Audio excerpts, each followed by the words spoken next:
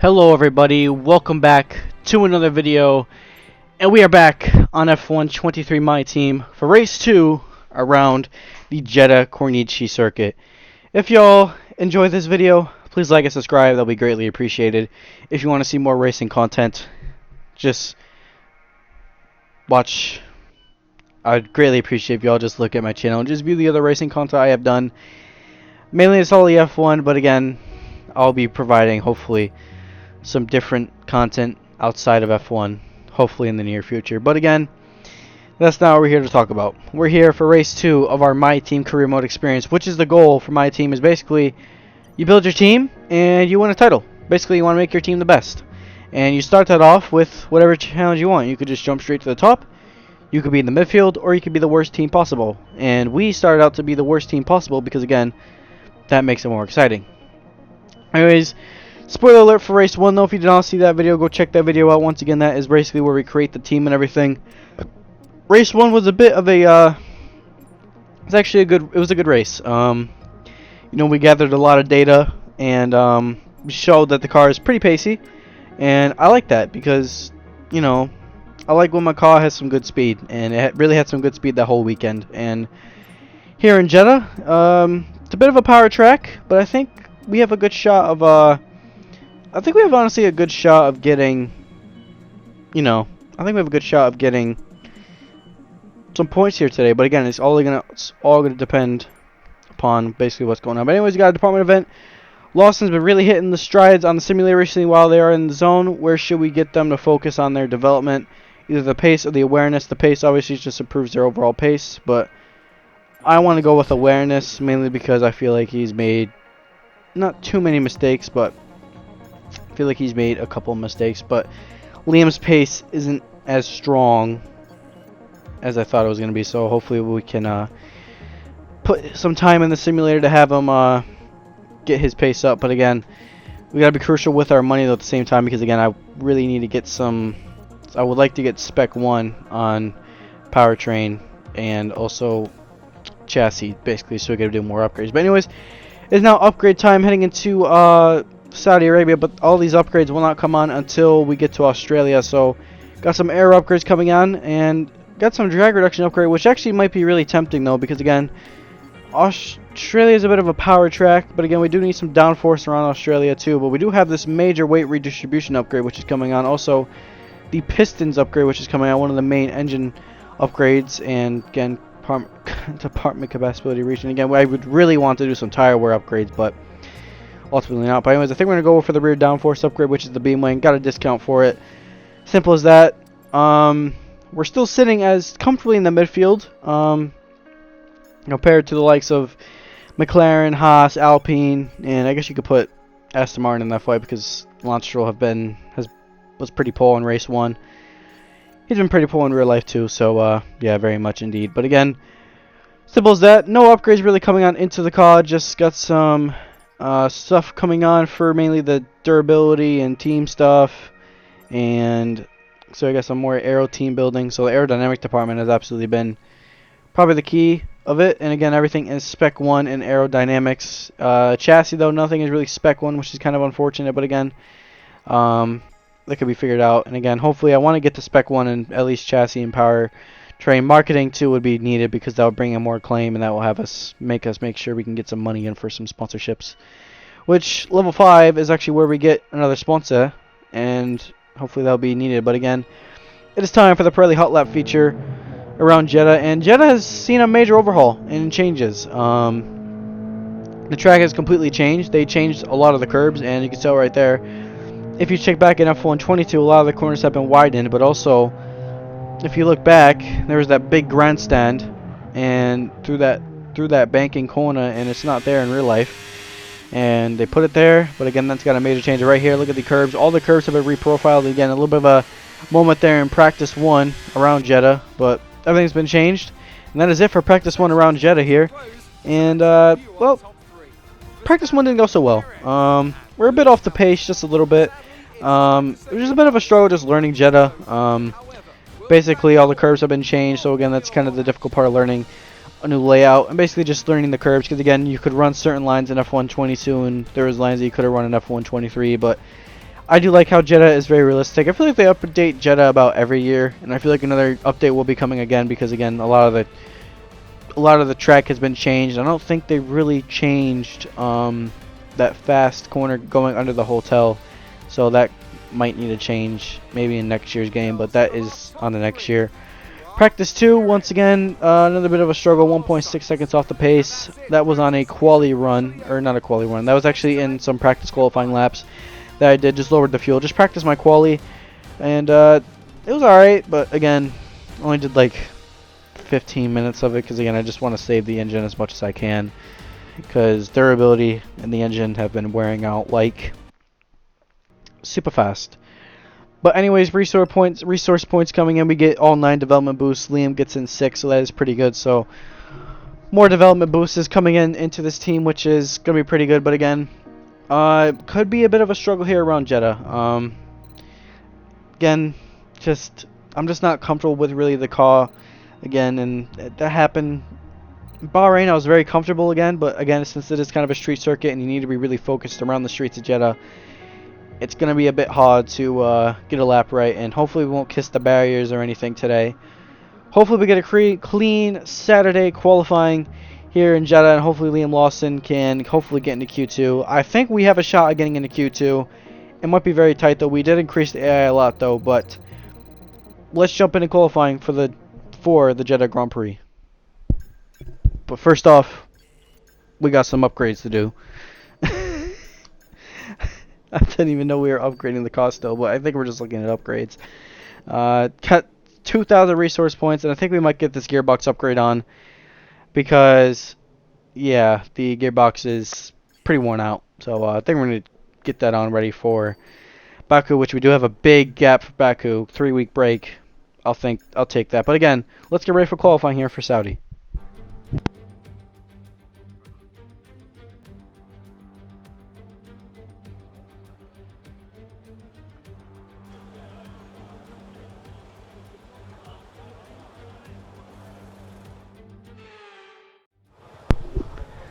Oh boy, it is now Saturday here in Jeddah, which means it is qualifying day in Jeddah.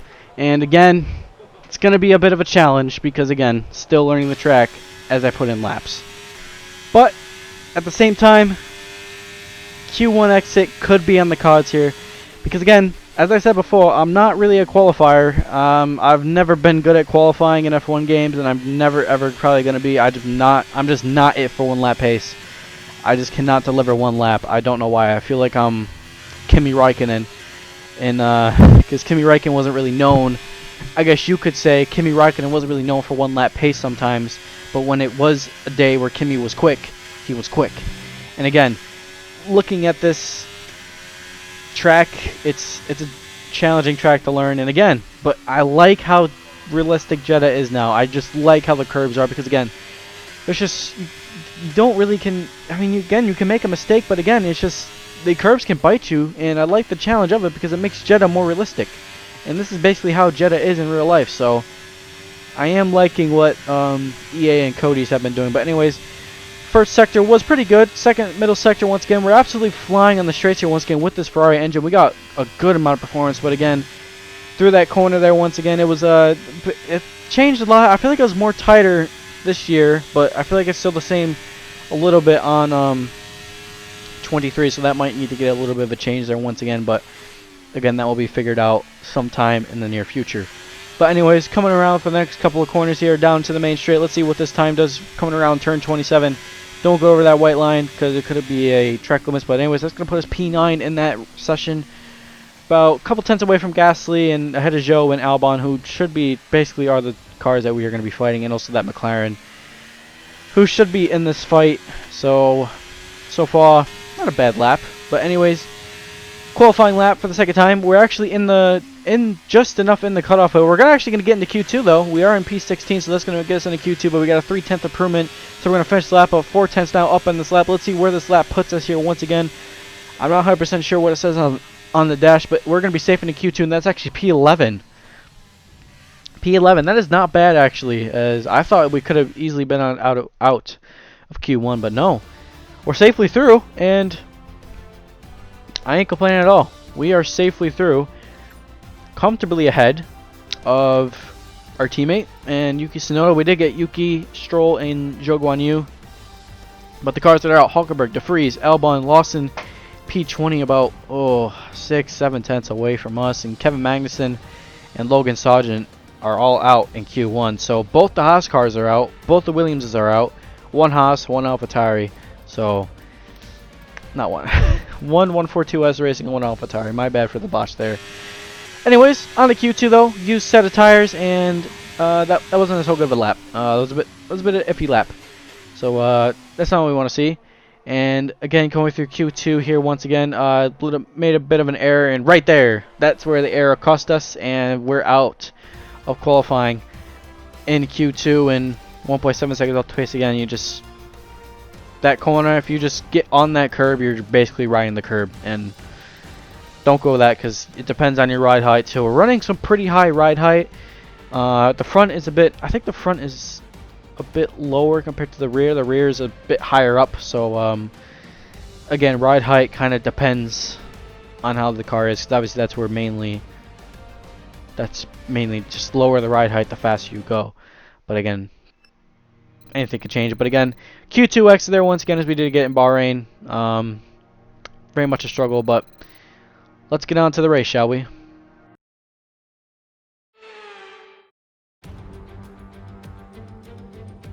We're here today on the shores of the Red Sea in the lower Hijaz Mountains to visit one of the newest circuits on the Formula One calendar. We're in Jeddah, home to what we all hope is going to be a thrilling Saudi Arabian Grand Prix. So let's take a look at the topographical map of the Jeddah Street Circuit. As you can see, a number of challenging corners for the drivers to master here. We'll see just how much the teams have benefited from their time spent in practice this weekend. And like many street circuits, this track has the potential to punish drivers that get it wrong. Let's hope we avoid any safety cars today. Let's run you through the driver grid order for today's exciting race. Max Verstappen put in a fantastic lap yesterday, and he'll start from pole position, edging out Sergio Perez, who lines up P2. Looking at the rest of today's grid, we have Leclerc, Sainz, Hamilton, Russell, Fernando Alonso, Gasly, Bottas, Norris, Ocon, Tsunoda, Oscar Piastri, Stroll, Joker, Hulkenberg, De Vries, Albon, Liam Lawson, Magnussen, Liam Lawson. And now it's time to head down to the track. Anthony Davidson will be sharing his insight alongside me once again today. What should we be looking out for, Ant? Now, can I get your take on Max Verstappen? Well, it was a really impressive lap in qualifying to get pole position, but are they going to be able to hold on to the lead into the first corner with so many quick starters around them? I'm also looking forward to seeing the different strategies in play today. Those who are starting on the red marked soft tyre are going to have a little bit more grip early on, but they have to make it count before that degradation starts to set in. Okay, here we go. I know what you can do. Don't let me down. Thanks, Mark, for the encouragement. And again, I think we're going to go for the one stop, and that is basically going possibly to be medium to the hard. The soft is tempting.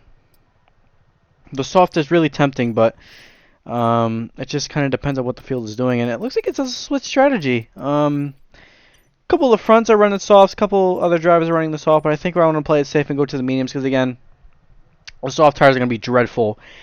They're going to probably die off super quickly, and again, I need performance, and again, the mediums are going to fall off a lot, but it's just the safe strategy, so we'll go with the alternative, and it's just a safe, again, a red flag could happen too, so we do have another 2 sets of soft tires to use, so that is one thing for sure. But anyways, here we go for the 5 red lights here for Jeddah, and we are now possibly underway for the Jeddah Grand Prix here in Saudi Arabia. Once again, we get a decent start ahead. Lance Stroll didn't get the greatest start. Anyways, Piastri didn't even get a good start either, so he's a bit off. And down to turn number 1 and turn number 2, Bottas around the outside of Lance Stroll, and he almost made some contact. We're going around the outside of Oscar Piastri now. Bottas shuts the door, and we are now up into P14 in this race. We get a decent start ahead, but now we got this big gap in front of us of some big heavy hitters. And once again, the drivers on the opening lap, they use up so much overtake and battery, so they're absolutely going to be gone. I expect Bottas to just shoot past Tsunoda, and once again make a little bit of a mistake there, ride that outside curb again, giving Piastri just enough room, and we do give him enough room. Give him a little bit of a squeeze though, because again, we want to kind of make it a little bit difficult for Piastri. We don't want to make it super difficult for Piastri at the same time. But anyways, already Bottas Valtteri is actually already pulled off 1 second away from us, so we're kind of a bit struggling here a little bit in the opening laps here in Jeddah, and that's not what you want to see. But it is still super early in this race to hopefully get some points. So the target obviously is just to get points if we can, but if we can't, then these things happen. But again, I know that where the car is, it's not super great, and the setup is a bit off as well. But anyways, first opening laps here once again. A little bit of a struggle. Piastri's kind of all over the back of us here once again. He's got absolutely a rocket ship in that McLaren. Not in the straight line, but just in the corners. I feel like the McLaren is much better in the corners. Also, that Haas is actually... That Haas has shown some decent pace as well. And, well, yeah, but Yuki Tsunoda here, he's up here, and his softs are... I don't know what's going on with Yuki. I think he might have a problem here once again, but... Tsunoda... bit of a question mark, but again, we're going to dump all our overtake here once again, possibly have an overtaking shot on Yuki Tsunoda here if it is a good chance. Again, dumping so much overtake. We have much more straight line speed. We have a little bit more power down the straight. Can we get that move done? No, we don't. We're back out of it, and again, I think we're just going to lift and coast because that fuel mileage might be a bit difficult. Obviously, the fuel load is pretty low, so just in case on how much the fuel burns, it might just be good to lift and coast, and again, that just save tires and cool down the engine, everything like that. But look at those tire temps already. Not tire temps, the tire wear. 13% already at the rears. So tires aren't feeling great already, and it's only the third lap of this race. And again, this being a power track, it's probably gonna, the tires I feel like are gonna get eaten alive here once again. Anyways, on lap 3, DRS has finally been enabled, and have a shot now. Yuki Tsunoda, we're gonna go down the inside. Tsunoda defends the outside, and we're gonna get that move done. Easy peasy lemon squeezy, move us up into P13 in this race. Now we have to chase after Valtteri Bottas and Lance Stroll, but they are gone. They have absolutely just checked out with almost 2 seconds ahead. But Nico Hulkenberg, he's got some other issues because he wants to be all over the back of us, and we ain't gonna let that happen. Both in the same Ferrari powered, both being Ferrari powered cars. So obviously, that is one thing. And Nico clearly didn't get enough mileage in Bahrain because obviously he had a engine issue very early on in the Bahrain Grand Prix. But now we have to defend from Hulkenberg as much as we can. We got the straight line speed. He doesn't really have the straight line speed as much as we do, and that is it. Bottas and Stroll now they're battling a little bit. If they keep on battling, this could actually help us. And we get a yellow flag behind us. I don't know who that is, and this could be. And it is no, not my teammate. Oh man. Liam Lawson's out in the Saudi Arabian Grand Prix. Poor Liam, he just can't catch a break. Race 1 is a bit iffy, but Liam does put out a VSC though. So there's that. And again, I feel like I could have put it in, went to the Haas onto the end, but it was just not good timing. But Liam's out.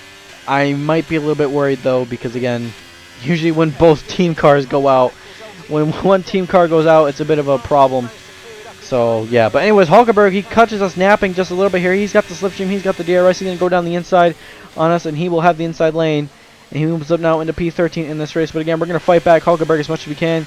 And I feel like this is going to be the whole point of this race, where we're going to basically get the DRS, and we're just going to stream on right past Hulkenberg. But again, Piastri's got the straight line speed. He's making a move, and we're going to go down the inside on Hulkenberg. We run out wide, cut the corner, and that is an easy corner cut. Might have to give that position back, but we're told not to. But again, took because you could say the escape row, which aka we just passed the bollard just a little bit there once again. But we keep the position.